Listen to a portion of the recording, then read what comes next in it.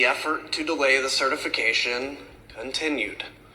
That evening, Rudy Giuliani called several of President Trump's closest political allies in the hour before the joint session resumed.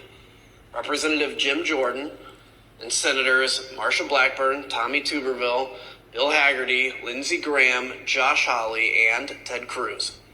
We know why Mr. Giuliani was calling them, because at 7:02, he left a voicemail for Senator Tuberville, which later became public. Let's listen to just the start of it. Senator Tuberville, or I should say Coach Tuberville, this is Rudy Giuliani, President's lawyer. I'm calling you because I want to discuss with you how they're trying to rush this hearing and how we need you, our Republican friends, to try to just slow it down. Slow down the testing. And get these legislatures to get more information to you. Mr. Giuliani did not even mention the attack on the Capitol. Instead, he was pushing on behalf of President Trump to get members of Congress to further delay the certification.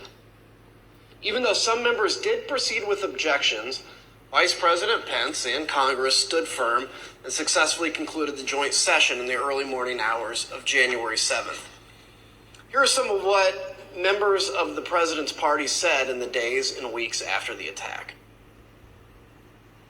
There's no question, none, that President Trump is practically and morally responsible for provoking the events of the day.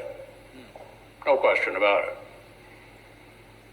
The people who stormed this building believed they were acting on the wishes and instructions of their president.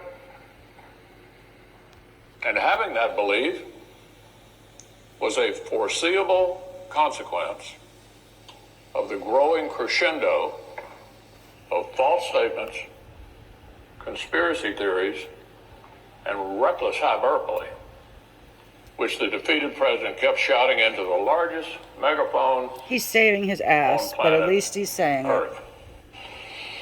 The violence, destruction, and chaos we saw earlier was unacceptable, undemocratic, and un-American. They'll just call them It was rhinos. the saddest Republicans day in name only. I've ever had as serving as See, a because if member you're not of this with the cult, institution. Madam Speaker, today you're a the People's House victim was attacked, of the cult. which is an attack on the Republic You itself. will become, There is no we excuse will all for it. become A victims woman died, of the cult. and people need to go to jail. And the president should never have spun up certain Americans to believe something that simply cannot be. Well, after 3 a.m, Congress certified the 2020 election results.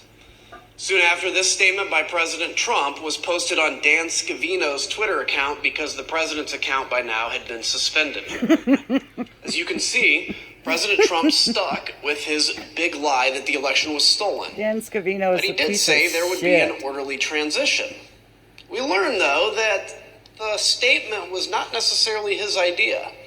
Jason Miller, a campaign advisor, told us that after the joint session started, he heard nothing from President Trump or the White House about assuring the nation that the transfer of power would take place. So Mr. Miller took it upon himself to draft the statement,